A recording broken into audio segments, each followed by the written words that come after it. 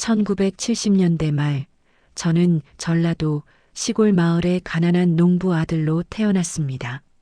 아버지는 술만 드시면 우리 집안은 원래 양반이었다며 허공에 대고 소리를 지르셨죠.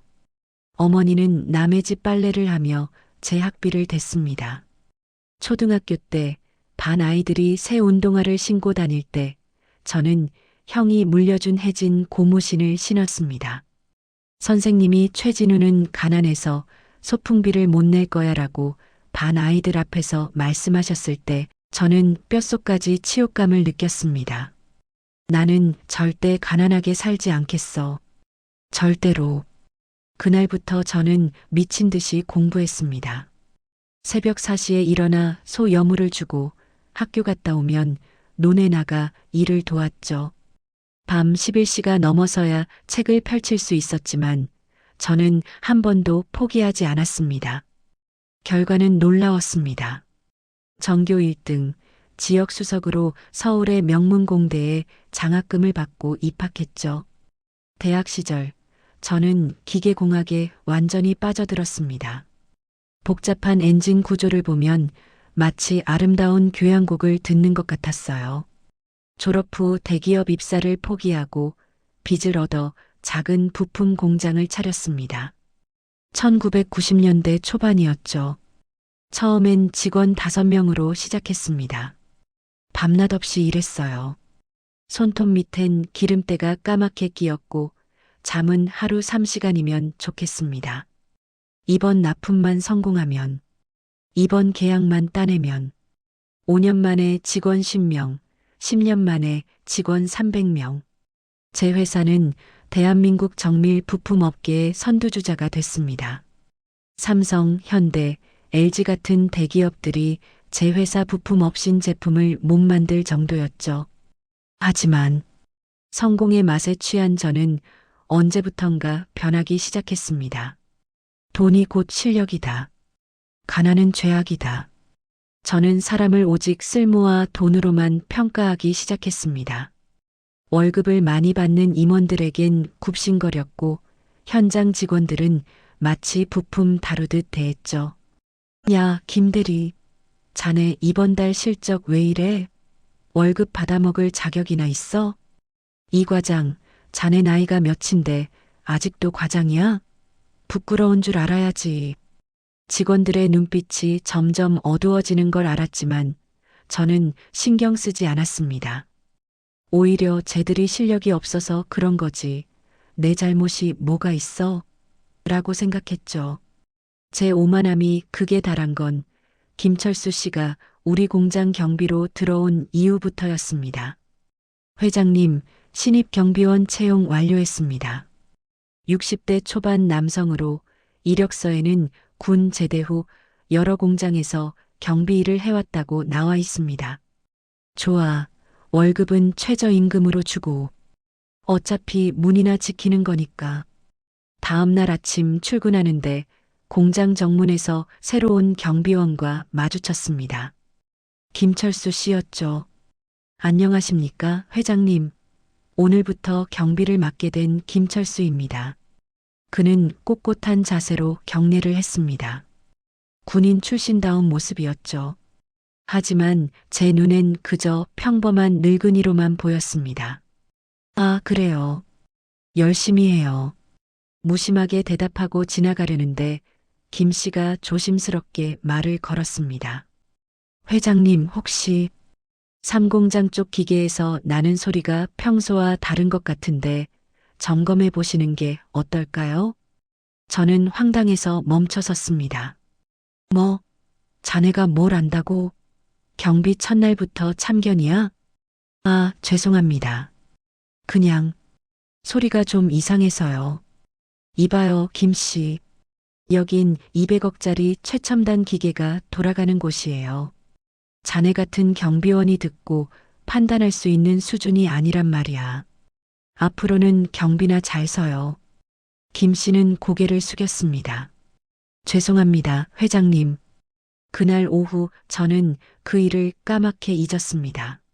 하지만 3일 후 3공장의 기계에서 실제로 작은 결함이 발견됐죠. 다행히 큰 문제는 아니었지만 기술팀장이 보고했습니다.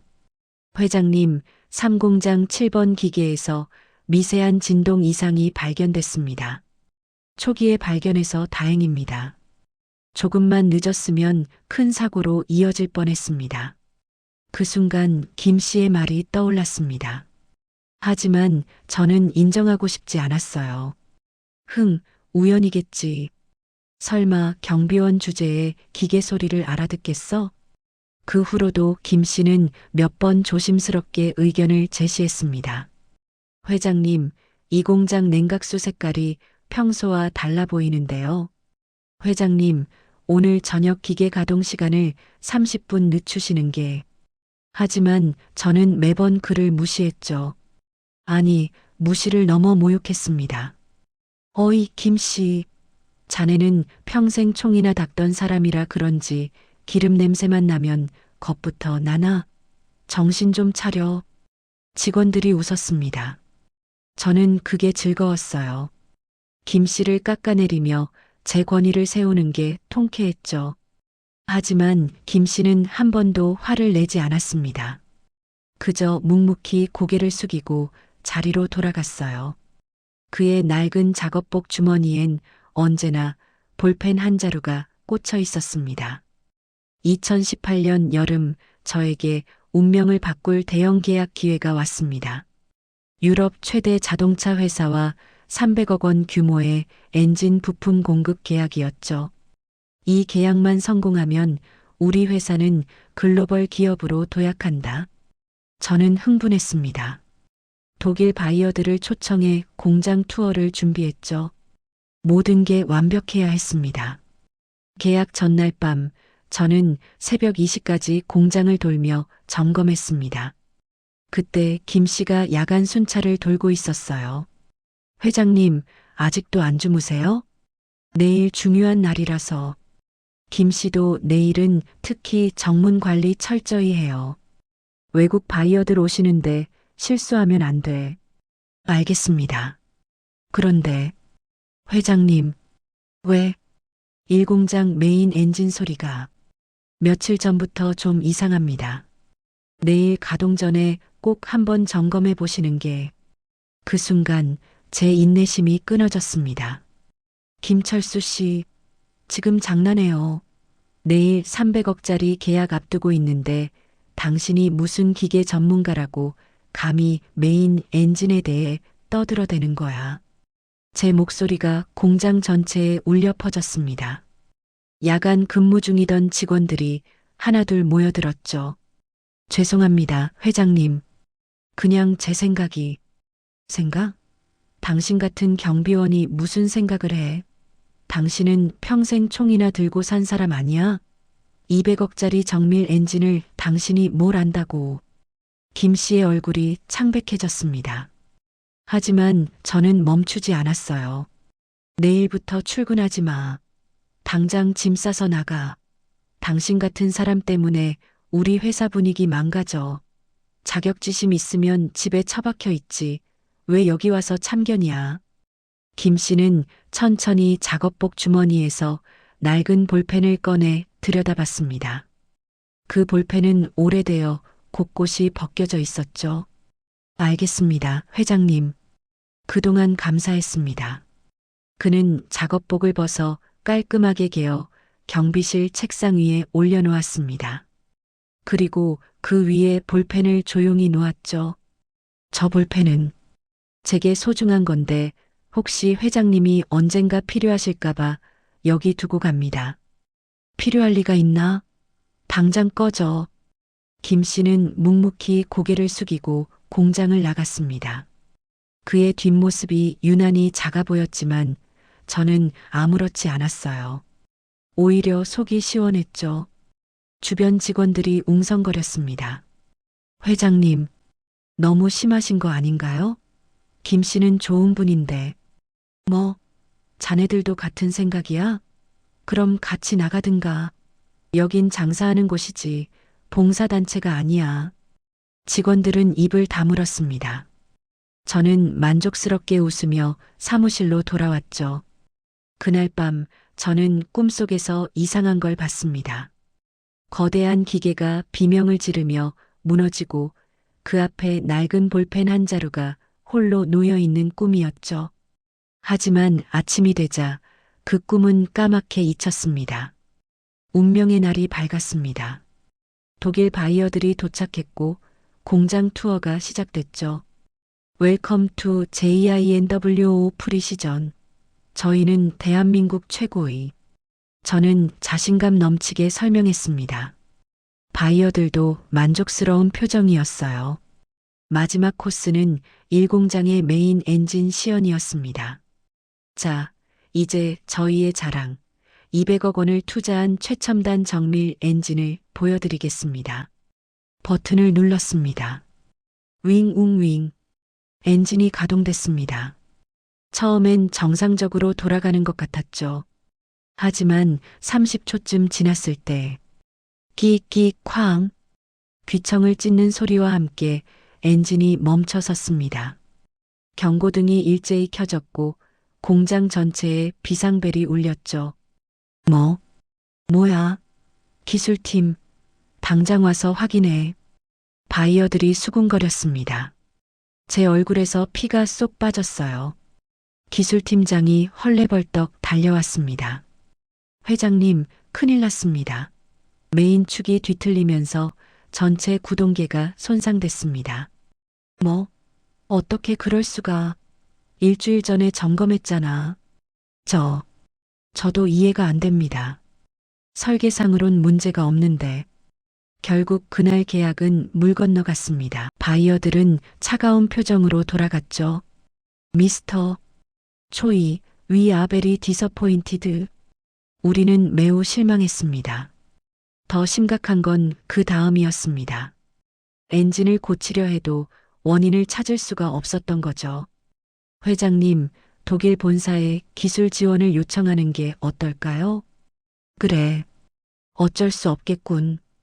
당장 연락해. 일주일 후 독일에서 박사급 기술진 5명이 날아왔습니다. 그들은 3일 밤낮으로 엔진을 분해하고 분석했어요. UNMGLICH. 불가능합니다. 이건 설계 자체의 결함입니다. 미세한 각도 오차가 누적되면서 구조적 붕괴가 일어난 거예요.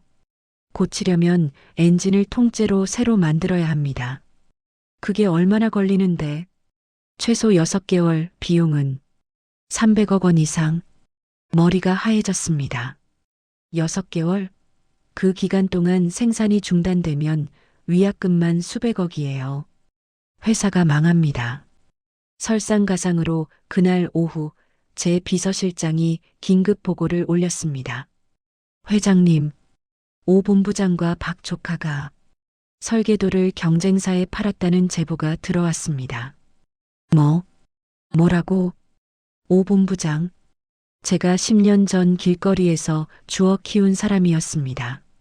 제 조카 박민수는 제가 대학 등록금까지 대줬던 놈이고요. 더 심각한 건 회장님의 비자금 장부를 검찰에 제보한 것도 그들이라고 합니다. 이 개자식들이. 저는 즉시 오 본부장을 불렀습니다. 오 본부장, 이게 무슨 짓이야? 하지만 그의 표정은 차가웠습니다. 회장님, 아니 최진우 씨. 당신이 우리를 어떻게 대했는지 기억하세요? 우린 당신 밑에서 개나 소만도 못한 취급을 받았어요. 이제 끝났습니다. 검찰 조사 받으실 준비나 하세요. 전화를 끊고 나니 세상이 무너지는 것 같았습니다. 그로부터 일주일 저는 지옥을 경험했습니다. 검찰 소환장이 날아왔고 회사 계좌는 전부 동결됐죠. 언론에는 갑질 회장, 탈세 혐의 같은 기사가 도배됐습니다. 더 충격적이었던 건 사람들의 반응이었어요. 어제까지만 해도 제 발등을 핥던 이들이 하루아침에 괴물로 변했습니다. 최 회장, 그 인간 원래 인성 쓰레기야. 내가 얼마나 당했는데. 드디어 망하는구나. 고소하다. 전화기는 불통이었고 문자는 협박과 저주로 가득했죠. 가족들도 저를 외면했습니다. 오빠, 우리 집안 망신시키지 마. 우리는 이제 오빠 모른다. 아내는 이혼 서류를 던지며 집을 나갔어요. 당신 같은 사람이랑 못 살아. 재산 절반은 내가 가져갈 거야. 어느 날 밤 저는 텅 빈 공장에 홀로 앉아 있었습니다. 멈춰선 200억짜리 엔진 앞에서요. 내가 뭘 잘못한 거지? 난 그저 열심히 살았을 뿐인데. 하지만 마음 한구석에서 작은 목소리가 들려왔습니다. 정말 그게 다였나? 너는 사람들을 얼마나 깔보고 모욕했는가? 김 씨의 얼굴이 떠올랐습니다. 제가 전 직원 앞에서 모욕하고 쫓아냈던 그 사람. 1공장 메인 엔진 소리가 이상하다고 경고했던 그 사람. 설마 그때 김 씨 말이 맞았던 건가? 저는 경비실로 달려갔습니다. 먼지 쌓인 책상 위에 낡은 작업복이 개켜져 있었고 그 위에 볼펜 한 자루가 놓여 있었죠. 볼펜을 집어들었습니다. 묵직했습니다. 오래된 것 같은데 신기하게도 잉크는 나왔어요. 김 씨, 미안합니다. 그때였습니다. 누군가 제 어깨를 두드렸어요. 고개를 들어보니 낡은 청소복을 입은 노인이 서 있었습니다. 회장님, 아직 끝난 게 아닙니다. 정신 차리세요. 김 씨, 김철수 씨였습니다. 제가 그토록 모욕하고 쫓아냈던 그 경비원이었죠. 당신이 여긴 왜? 제가 당신한테 그렇게 못되게 굴었는데. 저는 지금 옆 공장에서 청소 일을 하고 있습니다. 퇴근길에 여기를 지나다가 불이 켜져 있길래요. 저는 자포자기한 심정으로 소리쳤습니다. 당신이 옳았어요. 당신 말을 들었어야 했어. 이제 와서 뭐하러 왔어? 비웃으러 왔어. 김 씨는 조용히 고개를 저었습니다. 회장님, 제가 두고 간 볼펜 가지고 계신가요? 저는 주머니에서 그 볼펜을 꺼냈습니다. 이거요? 왜요? 그걸 빌려주시겠습니까? 뭘 하려고? 김 씨는 대답 대신 메인 엔진 쪽으로 걸어갔습니다.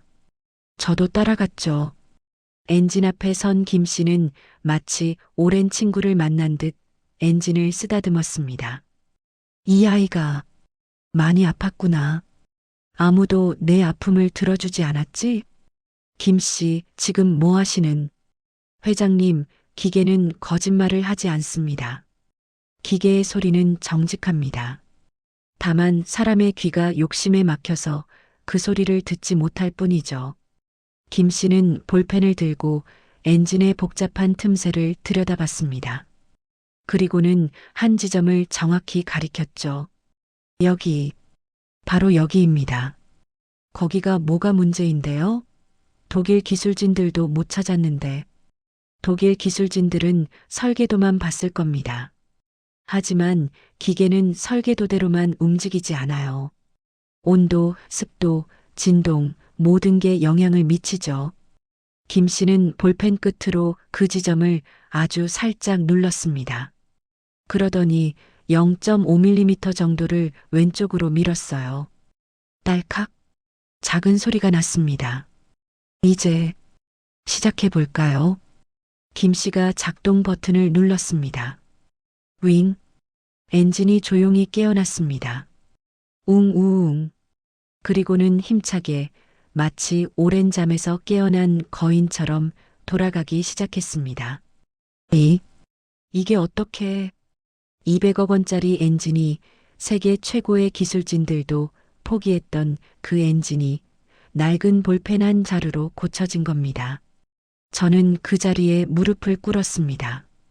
평생 처음으로 남 앞에 무릎을 꿇은 거였죠. 김 선생님, 도대체 누구십니까? 김 씨는 저를 일으켜 세우며 조용히 말했습니다. 회장님, 제 이야기를 해드릴까 합니다. 우리는 공장 한 구석에 마주 앉았습니다. 김 씨가 입을 열었죠. 제 본명은 김철수. 하지만 40년 전 기계업계에선 저를 마법사 김이라고 불렀습니다. 마법사 김? 설마. 1980년대 현대중공업의 전설적인 기술자. 저도 들어본 적이 있었습니다. 불가능한 기계를 가능하게 만든 천재 기술자. 그런데 어느 날 갑자기 사라졌다는 소문만 있었죠. 맞습니다. 저는 배고픈 시절 기계만이 제 친구였습니다. 학교도 제대로 못 다녔지만 기계 소리만 들으면 어디가 아픈지 알 수 있었어요. 손으로 만지면 어디를 고쳐야 하는지 느껴졌죠. 김 씨는 자신의 낡은 볼펜을 들여다봤습니다. 이 볼펜은 제 스승님께서 주신 겁니다. 기술자는 화려한 도구가 아니라 진심으로 기계를 대해야 한다고 하시며 주셨죠. 저는 이 볼펜 하나로 수백 대의 기계를 고쳤습니다. 그런 분이 왜 경비 일을? 1985년이었습니다. 제가 근무하던 조선소에서 대형 사고가 있었어요.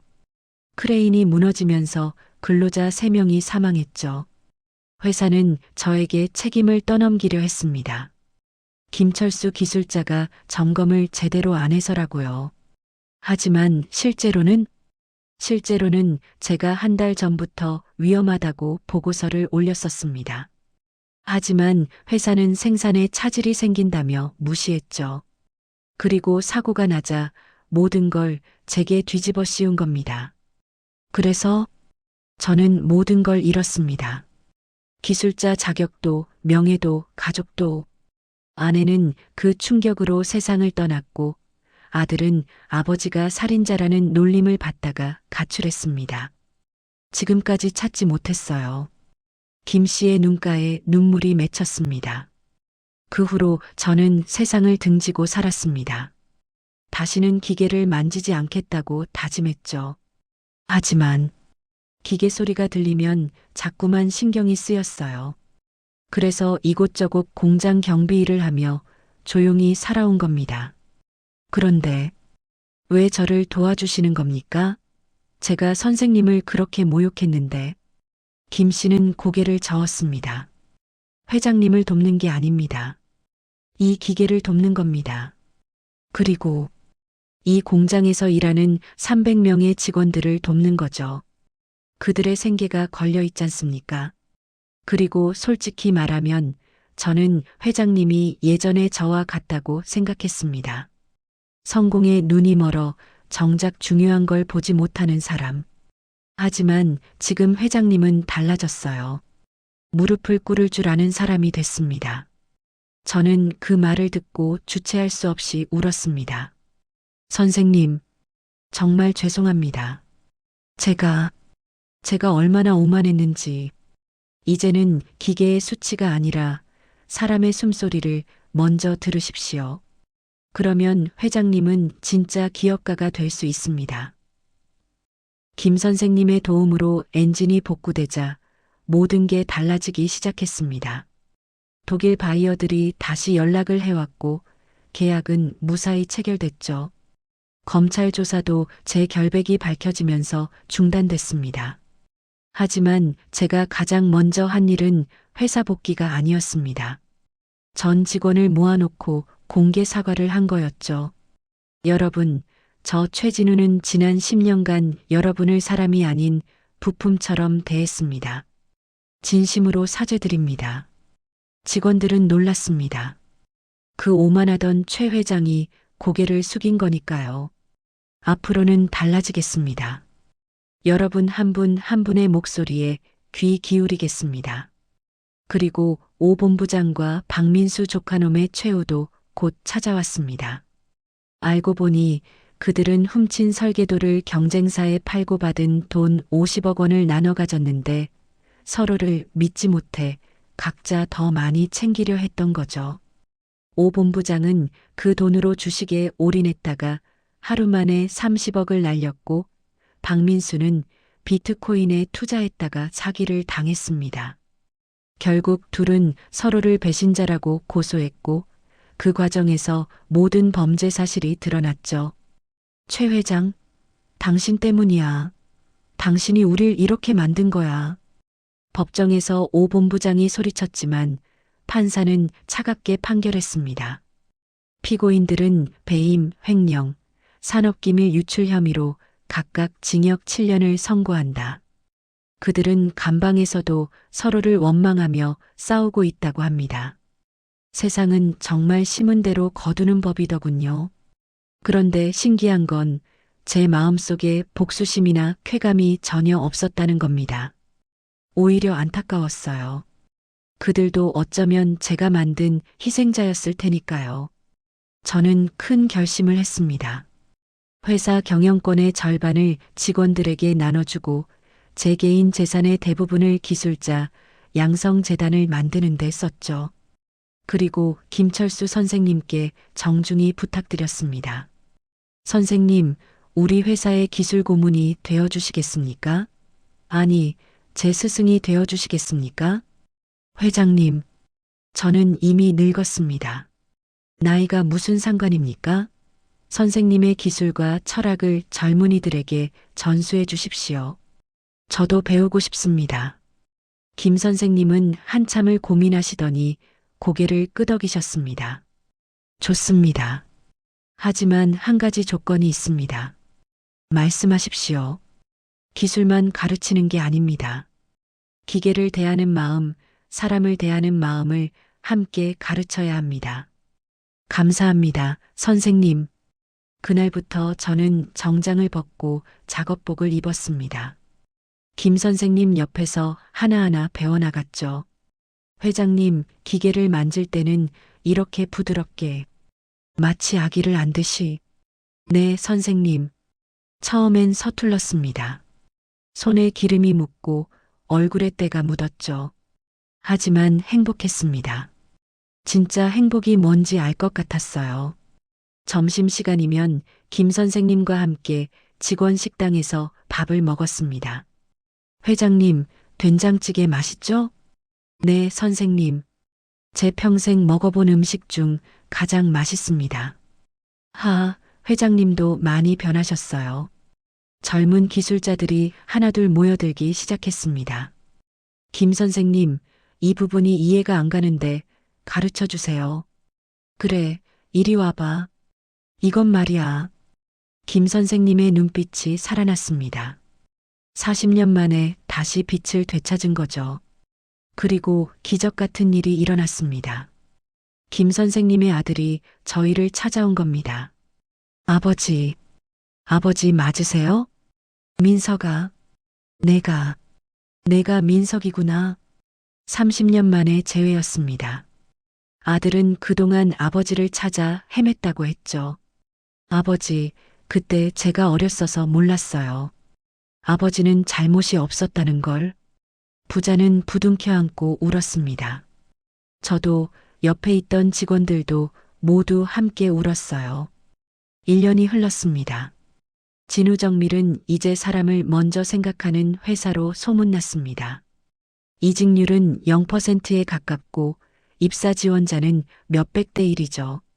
무엇보다 저는 매일 아침 출근하는 게 즐겁습니다.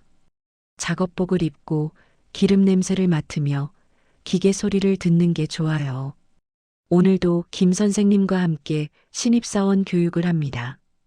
여러분, 기술자란 무엇일까요? 한 신입사원이 대답합니다. 기계를 잘 다루는 사람입니다.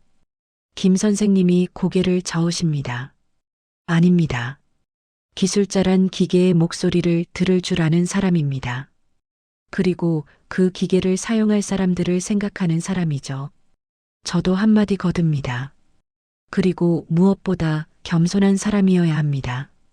제가 그걸 너무 늦게 배웠거든요. 퇴근길 공장 정문을 나서며 문득 1년 전을 떠올립니다. 이 자리에서 김 선생님을 모욕하고 쫓아냈던 그날을요. 선생님, 그때 정말 죄송했습니다. 그만하세요, 회장님. 이제 다 지나간 일입니다. 선생님 덕분에 제가 사람이 됐습니다. 아닙니다. 회장님이 스스로 변하신 겁니다. 저는 그저 계기를 드렸을 뿐이죠. 우리는 함께 웃으며 걸어갑니다. 석양이 아름답습니다. 제 주머니엔 그 낡은 볼펜이 들어 있습니다. 김 선생님께서 제게 물려주신 거죠. 이제 회장님이 가지세요. 이 볼펜의 진짜 의미를 아시니까요. 이 볼펜은 이제 제 인생의 나침반입니다. 오만해질 것 같을 때마다 이걸 보면서 다짐하죠. 초심을 잃지 말자. 사람을 먼저 보자.